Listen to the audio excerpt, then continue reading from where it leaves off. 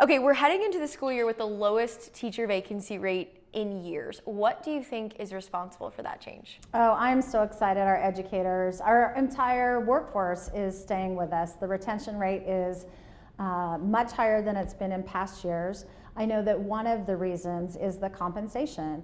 The last legislative session in 2023, we had revenues across the entire state come in, and we were able to compensate fairly our staff.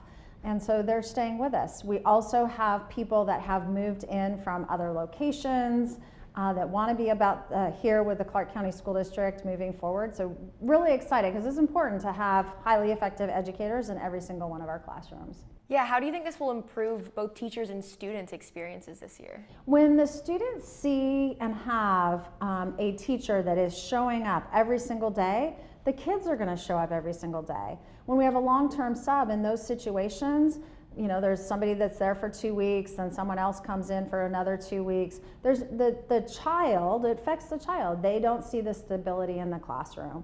And there isn't that relationship that's built in trust, communication. The teacher now knows the parents when you have a full-time teacher. So it's an entire ecosystem that is created when we have all of our positive ecosystem, right? When we have all of our teachers, staff on, ready to work. Thank you.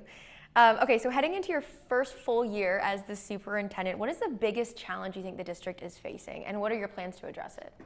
Right now, and I said this during my interviews to be superintendent, collaboration. Every community member that I've spoken with doesn't have a clear path for collaboration. Trust in the Clark County School District. Are we doing what's right? Are we being financially responsible with the few dollars that we have? And so building back the trust, being transparent, making sure that people have the information that they need to make an informed decision.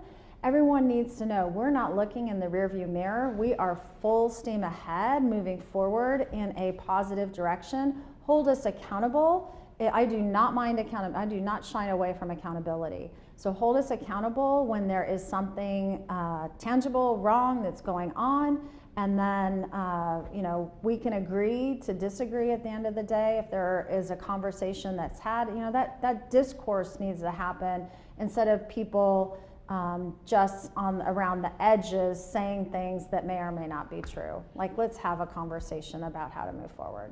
I know in our sit down in April, you talked about an emphasis on transparency as well. What changes can the public expect? How is CCSD going to be more open to the community? Yeah, so the communication piece, I am more visible and accessible than in the past.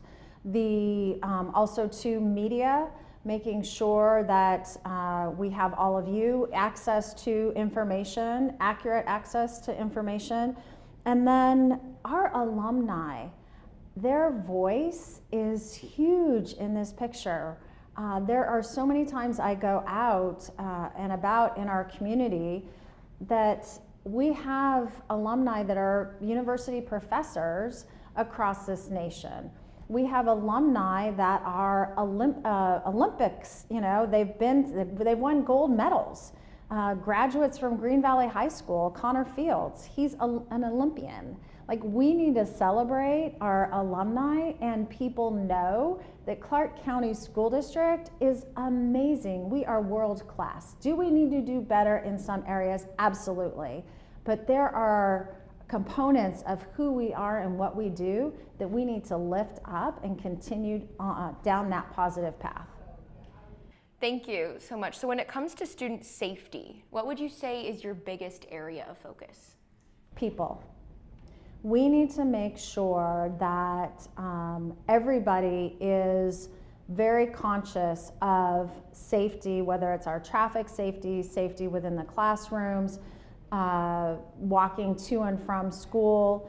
People need to come together and have the conversations about how we do business differently within our classrooms.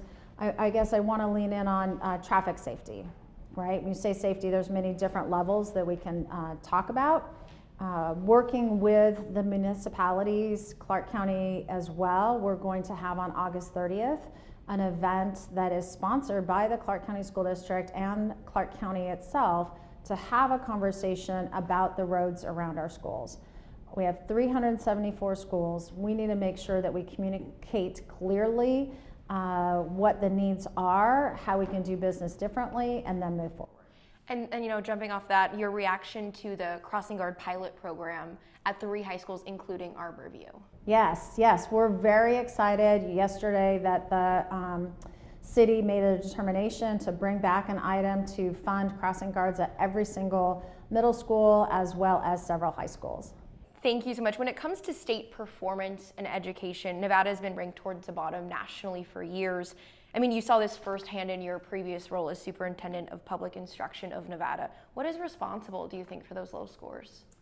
We just went through a pandemic, and during the pandemic, we had issues with just teaching, right? Kids not coming to school, not having an educator, and it's a whole component of not coming to school,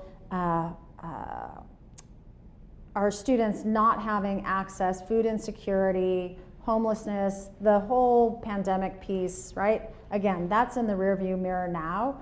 We fully expect at the end of this school year that we'll be beyond the pre-pandemic test scores. Our team is ready to roll. They have all the materials they need. They've had professional development. What we need to do is make sure that our kids are in the classroom. Our chronic absenteeism was in the high 30s. It dropped this last school year, but it needs to drop more. Chronic absenteeism means a child is not coming to school at least more than 18 days a school year. That's like a month of learning. Of course they're not going to be successful if they're not coming to school.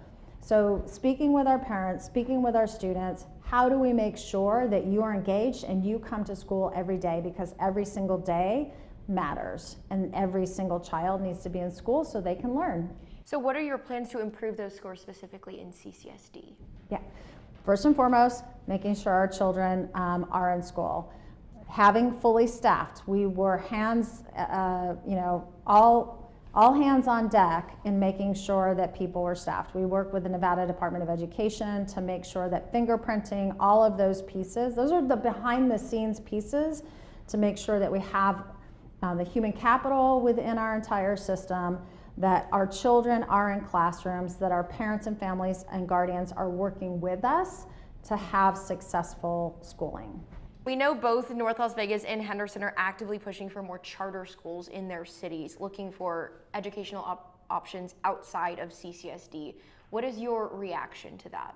Well, first and foremost, I was the state superintendent and signed those letters that have that expansion for both cities. So I do appreciate school choice. I believe that parents need to have choice, whether it's private school, charter school, homeschool. My goal is to make sure their first choice is the Clark County School District, and that's the route and path that we're moving on.